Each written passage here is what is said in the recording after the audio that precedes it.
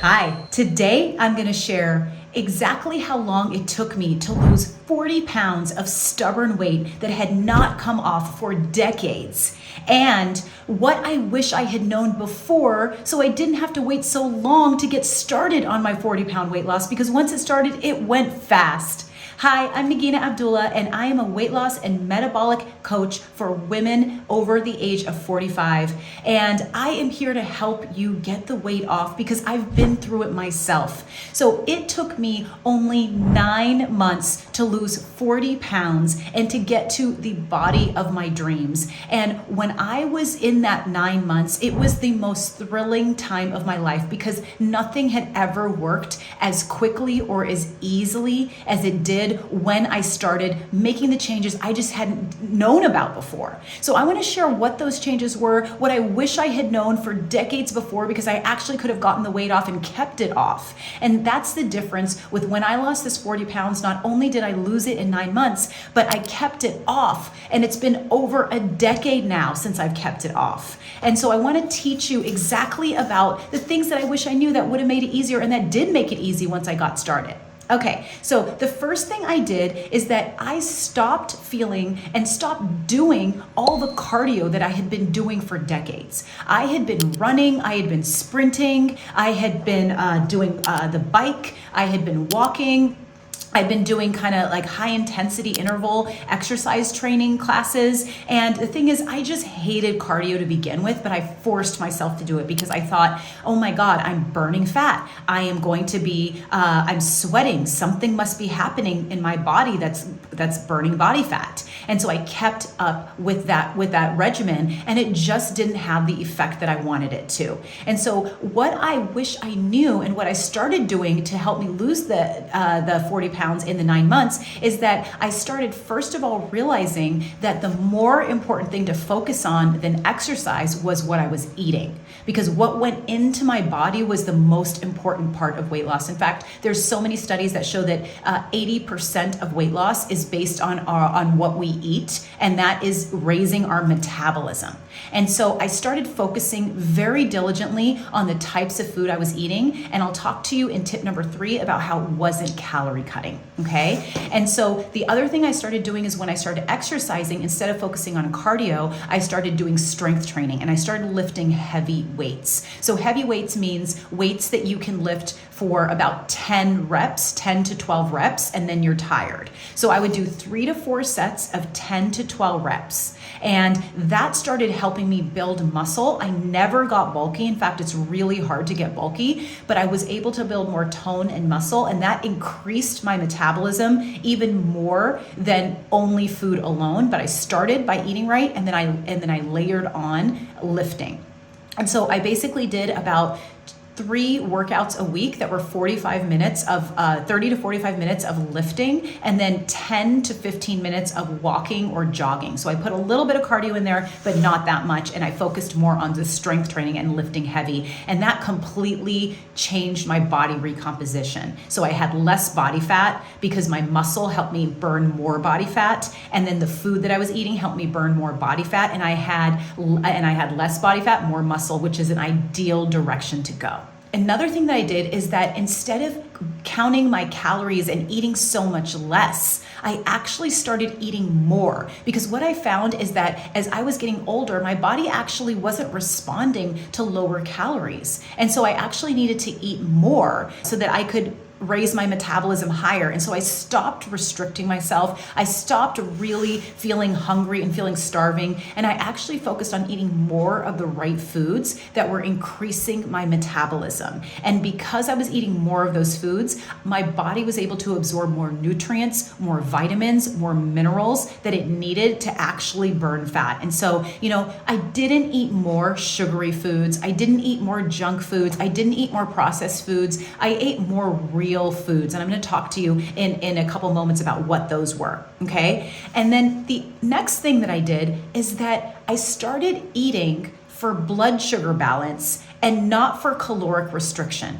So I didn't focus on caloric restriction. I didn't focus on cutting my calories. I focused on keeping my blood sugar even. And the reason that I found that this was so important is because when our blood sugar spikes up and down, usually from eating unhealthy foods that are either broken down to sugar or just full of sugar, what happens is that every time your blood sugar spikes, then your body brings it down by releasing insulin, which stores that extra sugar in your cells as fat. And so it's really, really important to have a blood sugar that's even all day, not only for your weight, but also for your energy. You start to feel more energy. You start to want to do things more. You're not getting that 2 p.m. slump. And so you actually have more productivity. And so that's why, eating for blood sugar balance will actually help reduce body fat. And we need to eat the right calories, especially after the age of 40, because that's when our body needs the absorption of nutrients even more. We're not getting that absorption as much as we were years before. Okay.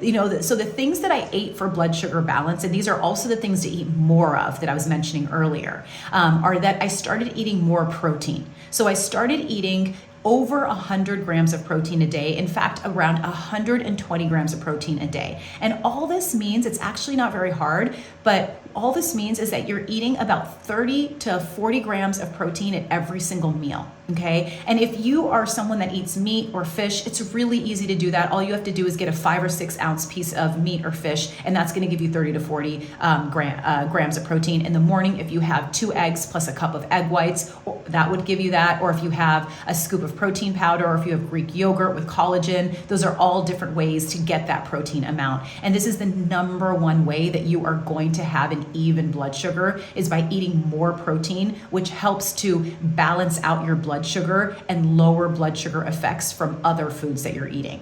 The other thing that I changed was that I started eating healthier carbs, or what I call slimming carbs. So these are carbs that don't spike your blood sugar as much as the unhealthy carbs. So instead of eating breads, pastas, rice, I started eating more foods that were beans, lentils, sweet potatoes, zucchini or squash, Ezekiel bread if I felt like having bread, because those have more fiber and protein. And so they're going to help to create a lower blood sugar throughout the day and a more even blood sugar, which will create more fat burning.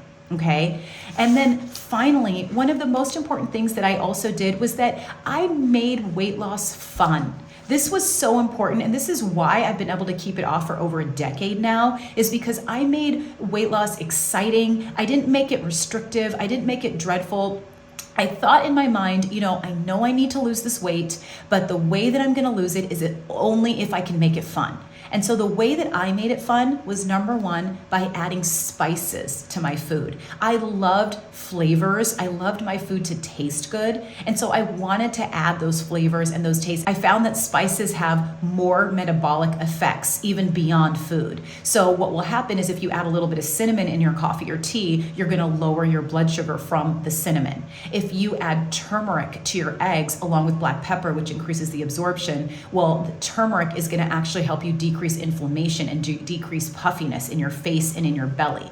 And if you add cumin decreases belly fat. And so these are just a handful of spices I'm sharing with you that have metabolic effects, but so many spices have effects. And so if you start adding them into your day, into your food, not only are you going to lose weight faster, but your food is also going to taste good, and you're going to be excited about what you're doing. The other way that I made it fun was that I made sure that I wasn't hungry. I made sure that I was eating enough. And then when I would watch my scale drop every week, I was so excited because I couldn't believe that I was able to eat so much yet lose so much weight. And so really changing my mindset around weight loss being restrictive and dreadful to being abundant and fun and fulfilling, that made me so excited to not only lose the weight, but to keep it off after that for so long.